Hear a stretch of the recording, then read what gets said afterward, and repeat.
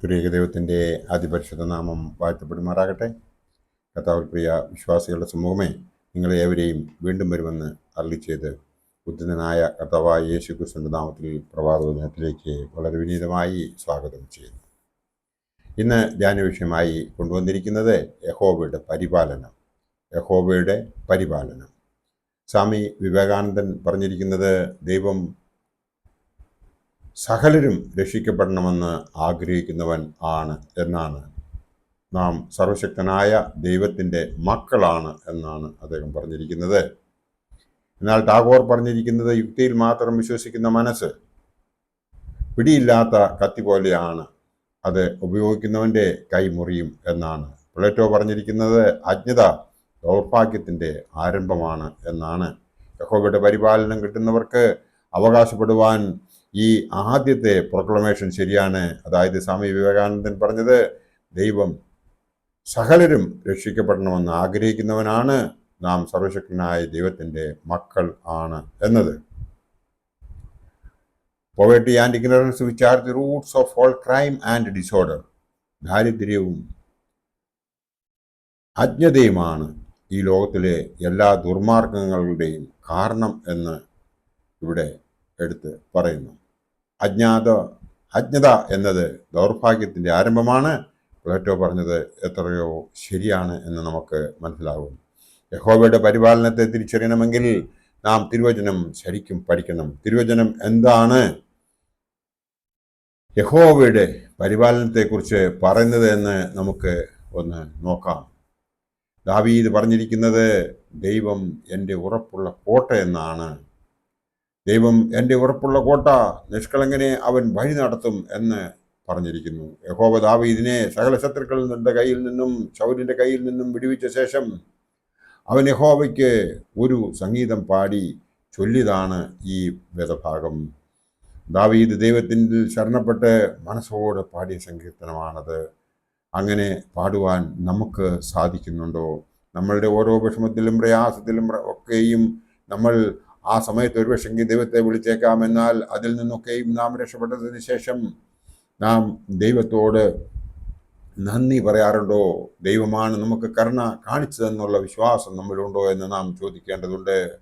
രണ്ടാമത്തെ കാര്യം ദാവീദ് പറയുന്നത്, യഹോവയെങ്കിലേ സന്തോഷം നമ്മുടെ ബലം എന്നാണ് അവൻ പറഞ്ഞിരിക്കുന്നത്. അതുപോലെ നമ്മൾ നെഹമ്യ പ്രവാചകന്റെ പുസ്തകം നോക്കുമ്പോൾ അതിൽ നമുക്ക് മനസ്സിലാകുന്ന ഒരു കാര്യമുണ്ട്. അനന്തരം അവർ അവനോട്, നിങ്ങൾ ചെന്ന് പുഷ്ടാന്ത ഭോജനവും മധുരപാനീയവും കഴിച്ച് തങ്ങൾക്കായി വട്ടം കൂട്ടിയിട്ടല്ലാത്തവർക്ക് പകർച്ച കൊടുത്തയപ്പീൻ. ഈ ദിവസം നമ്മുടെ കർത്താവിന് വിശുദ്ധമാകുന്നു. നിങ്ങൾ ദുഃഖിക്കരുതേ, യഹോവയെങ്കിലേ സന്തോഷം നിങ്ങളുടെ ബലം ആകുന്നുവല്ലോ എന്ന് പറഞ്ഞു. അതായത് മൃഷ്ടാന്ത ഭോജനവും മധുരപാനീയവും കഴിച്ച് തങ്ങൾക്ക് വട്ടം കൂട്ടിയിട്ടില്ലാത്തവർക്ക് പകർച്ച കൊടുത്തയപ്പീൻ എന്നാണ് ഇവിടെ എടുത്ത് പറയുന്നത്.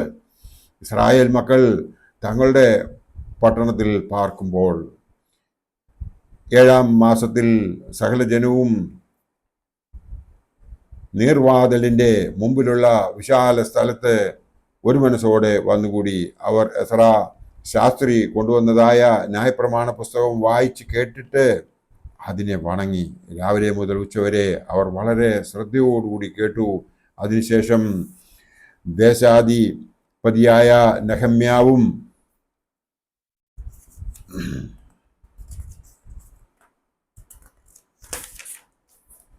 ശാസ്ത്രിയായ എസ്രാ പുരോഹിതനും ചേർന്ന് ഇസ്രായേൽ മക്കളോട് പറഞ്ഞതാണ് നമ്മളിപ്പോൾ കേട്ടതായ ഈ വചനം. യഹോവയെങ്കിലേ സന്തോഷം നമ്മുടെ ബലമെന്ന് വിശ്വസിക്കുന്ന എത്ര പേർ നമ്മുടെ ഇടയ്ക്കുണ്ട്? ഞാൻ ഈ പറയുന്ന കാര്യങ്ങൾ കേട്ടിട്ട് യഹോവയിൽ വിശ്വസിക്കുന്നവർ, അവൻ്റെ സന്തോഷത്തിൽ, അവൻ്റെ ബലത്തിൽ വിശ്വസിക്കുന്ന എത്ര പേരുണ്ട് എന്ന് നമ്മോട് തന്നെ ചോദിക്കേണ്ടിയിരിക്കുന്നു. യഹോവ ബലമുള്ള പാറ എന്നാണ് 2 ശമൂവേൽ 22:32 പറഞ്ഞിരിക്കുന്നത്. യഹോവയല്ലാത്ത ദൈവം ആരുള്ളൂ? നമ്മുടെ ദൈവം ഒഴികെ പാറ വേറെ ആരുള്ളൂ എന്ന് നാം വചനം കൃത്യമായി വായിച്ചു കഴിഞ്ഞാൽ നമുക്ക് അത് വളരെ ക്ലിയറായി മനസ്സിലാകും. നമുക്ക് മനസ്സിലാക്കേണ്ടതായ അടുത്ത കാര്യം എന്ന് പറയുന്നത് യഹോവ എൻ്റെ ശരണം എന്നാണ് യോവേൽ പ്രവാചകൻ പറഞ്ഞിരിക്കുന്നത്. യോവേൽ പ്രവാചകന് യഹോവയുടെ അരുളപ്പാടുണ്ടായി, അവൻ പ്രവചിച്ചു. ആ പ്രവചനങ്ങളിൽ ഒന്നാണ് നാം ഇപ്പോൾ കേട്ടത്. മനുഷ്യർ ദൈവത്തിൽ നിന്ന് എപ്പോഴൊക്കെ അകന്നു മാറിയോ അപ്പോൾ ഒക്കെ അവൻ പ്രവാചകന്മാരാൽ അവനെ ഉണർത്തുവാൻ ശ്രമിച്ചു. അതിൻ്റെ ഉദാഹരണമാണ് ഇവിടെ യോവേൽ പ്രവാചകൻ പറഞ്ഞത്. യഹോവ എൻ്റെ അഭയസ്ഥാനമെന്ന് ദാവീദ് അവൻ്റെ കഷ്ടതയിൽ പറയുന്നതായി നമുക്ക് ഏവർക്കും അറിയാം. ഇവിടെ ദാവീദ് ദൈവത്തോട് ശരണപ്പെട്ട് ആലപിക്കുന്ന സങ്കീർത്തനമാണത്. നമ്മൾ എത്ര പേർ എപ്പോഴും ദൈവത്തിൽ ശരണം പ്രാപിക്കുന്നു എന്ന് നമ്മോട് തന്നെ ഒന്ന് ചോദിച്ചു കഴിയുമ്പോൾ നമുക്ക് ഏവർക്കും മനസ്സിലാകും. ദൈവത്തിൽ ശരണപ്പെടാതെ നാം സ്വയം കഴിവിൽ വിശ്വസിക്കുന്നതിനാലായാണ് നാം പരാജയപ്പെടുന്നത് എന്നുള്ളത് നാം ആരും മറക്കാതിരിക്കുന്നത് വളരെ നല്ലതായിരിക്കും.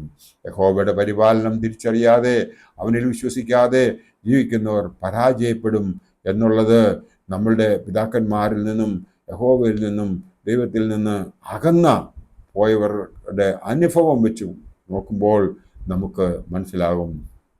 നമ്മുടെ പിതാക്കന്മാർ എഴുതി വച്ചിരിക്കുന്ന ചരിത്ര പുസ്തകങ്ങൾ വായിക്കുമ്പോൾ അതിൽ നിന്ന് നമുക്കിതൊക്കെയും ക്ലിയർ ആകുന്നുണ്ടെന്നുള്ളത് സത്യം. നമ്മളൊക്കെയും തിരിച്ചറിയാൻ ആഗ്രഹിക്കാത്തതിനാലാണ് ഇതൊക്കെയും സംഭവിക്കുന്നത്. ആയതിനാൽ നാം കണ്ടതായ ഈ 5 ഉദാഹരണങ്ങൾ ഞാൻ പറഞ്ഞത് നിങ്ങൾ ഒന്നുകൂടി മനസ്സിരുത്തി ചിന്തിക്കുകയും യഹോവയിൽ വിശ്വസിച്ച് അവൻ്റെ പരിപാലനത്തിൽ വളരുവാൻ ആഗ്രഹിക്കുന്നുവെങ്കിൽ ദൈവം നമ്മളെ എല്ലാവരെയും അനുഗ്രഹിക്കും എന്നുള്ളതിന് യാതൊരു സംശയവുമില്ല. അതിനായി നാം ഓരോരുത്തരും ചെയ്യേണ്ടത് ആദ്യം നാം അവനിലേക്ക് നോക്കണം. എങ്കിലേ ദൈവം എൻ്റെ ഉറപ്പുള്ള കോട്ടയെന്ന് നമുക്ക് ഉറപ്പിച്ച് പറയുവാൻ സാധിക്കത്തുള്ളൂ. രണ്ടാമത് പറഞ്ഞ പോയിൻ്റ് യഹോവയെങ്കിലെ സന്തോഷം നമ്മുടെ ബലമെന്ന് നമുക്ക് വളരെ കാര്യമായി തന്നെ മനസ്സിലാകും. മൂന്നാമത്തത് യഹോവ ബലമുള്ള പാറയാണ്. നാലാമത്തത് യഹോവ എൻ്റെ ശരണമാണ്. അഞ്ചാമത്തത് യഹോവ എൻ്റെ അഭയസ്ഥാനമാണ്. അതായത് 2 നേരം പ്രാർത്ഥിക്കുകയും സൽപ്രവൃത്തികൾ ചെയ്യുകയും നാം മറ്റുള്ളവർക്ക് വേണ്ടി മറ്റുള്ളവരുടെ വിഷമങ്ങളും പ്രയാസങ്ങളും മനസ്സിലാക്കി അവരെ നമ്മളെ കൊണ്ടാകാവുന്ന രീതിയിൽ സഹായിക്കുകയും സാന്ത്വന വാക്കുകൾ പറയുകയും ചെയ്താൽ ദൈവം നമ്മുടെ കാര്യങ്ങളും ശ്രദ്ധിക്കും എന്നുള്ളതിന് യാതൊരു സംശയവുമില്ല. നാം ഇയ്യോബിൻ്റെ പുസ്തകം വായിക്കുമ്പോൾ കാണുന്ന ഒരു ഭാഗമുണ്ട്. ഈ ഇയ്യോബിൻ്റെ കൂട്ടുകാരോട് യഹോവ പറയുന്നുണ്ട്, നീ ചെന്ന് ഇയ്യോബിനോട് പറയുക, അവൻ നിങ്ങളുടെ പേർക്ക് പ്രാർത്ഥിച്ചു കഴിഞ്ഞാൽ ഞാൻ നിങ്ങളോട് ക്ഷമിക്കാമെന്ന്. അവൻ പ്രാർത്ഥിച്ചു. അവൻ്റെ കൂട്ടുകാരുടെ പേർക്ക് അവർക്ക് പാപമോചനം കിട്ടിയെന്ന് മാത്രമല്ല, ഇയ്യോബിന് നഷ്ടപ്പെട്ടതായ എല്ലാം തിരികെ കിട്ടി എന്ന് നമുക്ക് ആ വേദഭാഗം വായിക്കുമ്പോൾ നമുക്ക് മനസ്സിലാകും. ആയതിനാൽ ദൈവത്തിൽ ശരണപ്പെട്ട് ബാക്കിയുള്ള ജീവിതം ജീവിക്കാൻ വേണ്ടിയിട്ട് നമുക്ക് ഏവർക്കും ശ്രമിക്കാം. നമ്മളെ എല്ലാവരെയും ദൈവം അനുഗ്രഹിക്കട്ടെ. എൻ്റെ വാക്കുകൾ ഇവിടെ ഉപസംഹരിക്കട്ടെ. നന്ദി, നമസ്കാരം.